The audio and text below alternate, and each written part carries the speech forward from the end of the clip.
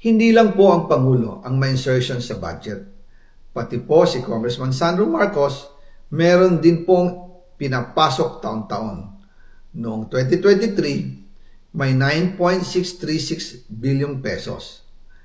Noong 2024, 20.174 billion pesos. At nitong 2025, 21.127 billion pesos. Lahat-lahat, ang kabuuan ay 50.938 billion pesos. At bawat taon po, sa tuwing dumarating ang BICAM budget process, lagi po may utos si Congressman Sandro na ipasok ang mga proyekto niya.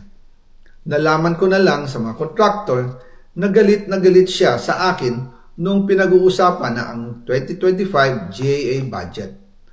Ang sabi daw niya, ipatatagal ako at magpa-file ng maraming kaso laban sa akin. Kasi kulang ng 8 billion pesos yung insertion na gusto niyang ipasok.